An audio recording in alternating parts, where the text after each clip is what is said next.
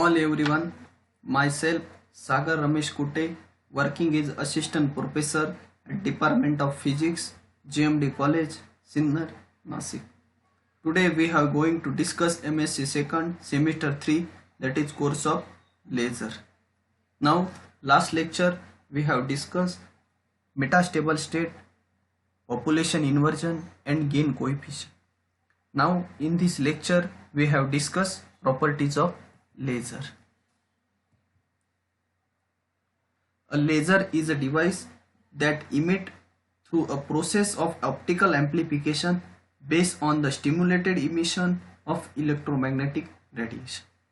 The term laser is acronym for light amplification by stimulated emission radiation. Light process from laser have several valuable characteristics which are not shown by light obtained from other conventional light source.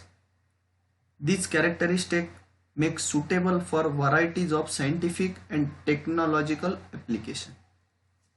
The characteristics like monochromaticity, directionality, the line width, brightness and coherence of light make them highly important for various material processing and characterization application.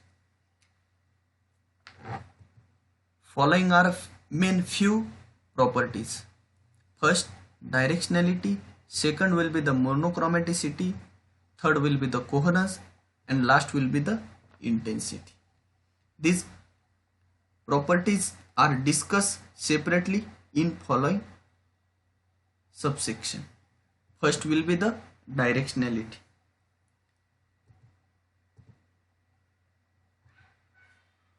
One of the most striking characteristics of laser, it is directionality, that is its output is in form of almost parallel beam. It can be carry energy and data to very long distance from remote diagnosis and communication purpose. Conventional light source emit radiation isotropically, therefore very small amount of energy can be collected using lens. The conventional light source emit light in all direction, therefore we need a narrow beam. Beam of ideal laser is perfectly parallel and its diameter at exit window is the same as that after traveling very long distance, although in reality it is impossible to achieve. Deviation in the parallelism of practical laser beam from ideal is not due to any fault in the laser design but due to the diffraction from edge of the mirror and windows. The directionality of laser beam is expressed in term of beam diversion. Light from laser diversion very little up to the certain distance. The beam shows little spreading and remain essentially a bundle of parallel light rays. The distance from laser over which the laser rays remain parallel is known as Rayleigh range. There are two parameters which causes beam divergence. They are first size of beam waist, second will be the diffraction. Twice the angle of diversion is full angle beam diversion, that gives how much the beam will be the spread as in travel through the space. The full angle diversion is given by 2 theta is equal to 4 lambda upon pi d0, where d0 is equal to 2 w0 is the diameter of waist, beam waist. It is seen that the diversion is inversely proportional to d0. Thus diversion is large from beam of small waist. The beam diversion due to the diffraction is determined by the Rayleigh criteria. Theta is equal to 1.22 lambda upon d, where d is diameter of laser aperture. A typical value of diversion from helium neon laser is 10 raised to minus 3 radian. This will be the properties of directionality. Now discuss second property, monochromaticity. The light emitted from laser is monochromatic, that is, it is one wavelength. In contrast, ordinary white light is the combination of many different wavelengths. If light coming from the source have only one frequency of oscillation, the light is said to be monochromatic and the source monochromatic source. In practice, it is not possible to produce light having only one frequency. Light coming out of any source consists of band of frequencies closely spaced around a central frequency mu 0. The band of frequency delta mu is called as line width or bandwidth. The light from conventional source have large line width of the order 10 raised to 10 Hz, but the light from laser is more monochromatic, having line width of the order of 100 Hz. From the theory of interference, the line width of mirror cavity is given by delta mu is equal to C upon 2 pi L into 1 minus R upon under root of R, where L is the length of cavity and R is reflectance of output mirror. This will be the properties of monochromaticity. Now we will discuss third property, coherence. The light from laser is said to be coherent, which means the wavelength of laser light are in phase in space and time. Laser emit light that is highly directional. Laser light is emitted at a relatively narrow beam in specific direction.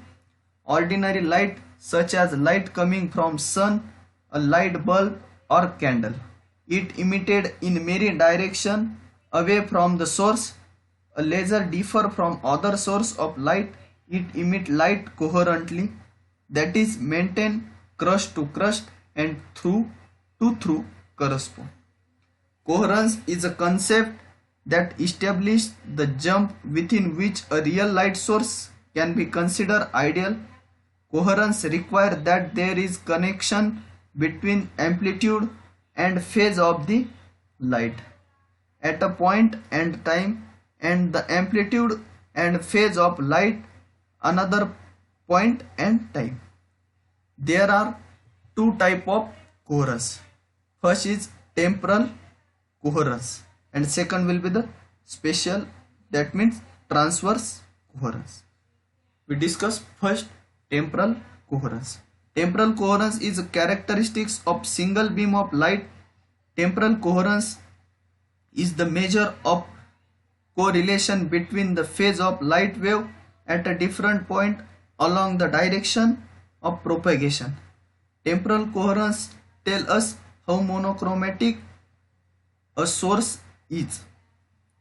An excited atom in the process passing through the lower energy state gives up excess energy. The transition lasts for short time, 10 raised to minus 8 seconds. In view of short distance in space for a brief time, temporal coherence is characterized by the two parameters, namely coherence length L coherence and coherence time T coherence.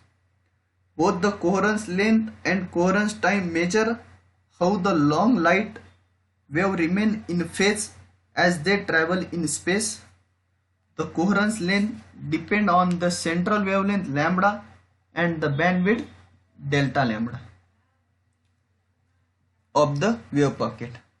Assume the source emitted wavelength lambda plus delta lambda, waves with wavelength lambda and lambda plus delta lambda, which of the some point space constantly interference will no longer constituently interference after the sum optical path length LC is called coherence length. It is given by L coherence is equal to lambda square upon 2 delta lambda.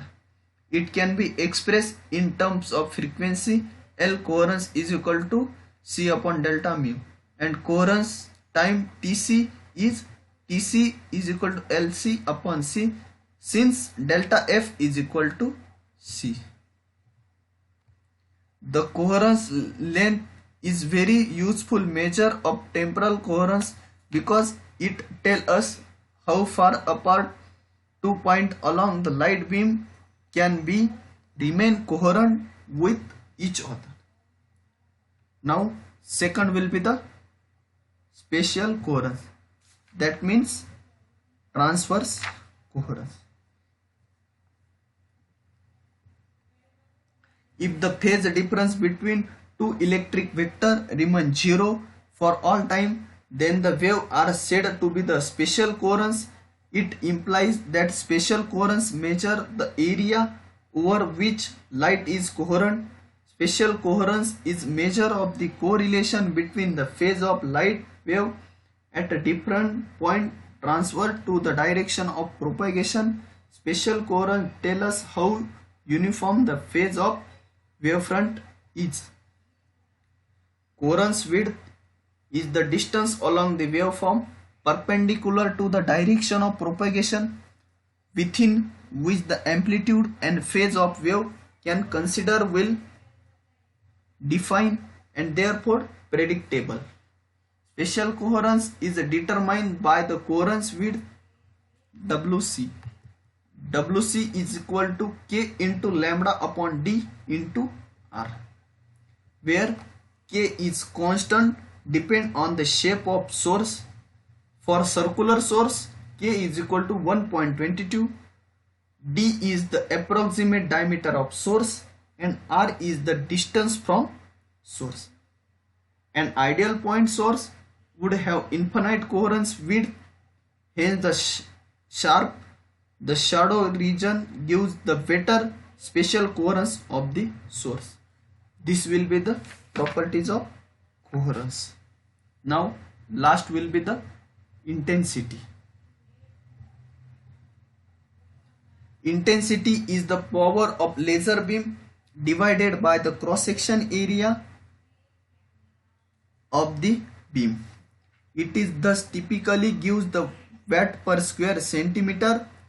It is measure of amount of energy that can be applied to the specific region with the given amount of time. It is one of the two most important parameters in using the laser material processing application such as welding, cutting, heating treatment and drilling, or for other laser surgery. The other important parameter is the laser wavelength, since the amount of absorption for all material including biological material is depend on the wavelength of light. In some intense deep penetration of beam is desired, for example in doing process that must be carried out quickly. In that situation, the laser wavelength is which the material have relatively low absorption would be selected. The power output of laser may vary from few milliwatt to the few kilowatt, but this energy is concentrated in the beam of very small cross section. The intensity of laser beam is approximately given by I is equal to 10 square upon lambda square into P, where P is the power radiation by the laser. Radiance is the parameter that include the beam intensity and take into the amount of beam divergence angle. Laser beam divergence is usually gives the milliradian because of very low divergence of most laser. Radiance become useful when a beam must be propagated over the responsible distance before it is used, or where the divergence can affect the focusing ability of the beam. This will be the properties of intensity. Now in this lecture we have discussed property. There are main four property: directionality, monochromaticity, Coherence. In coherence, there are two types: temporal coherence and transfer coherence. Transfer coherence is spatial coherence, and last will be the intensity. Thank you. Thank you.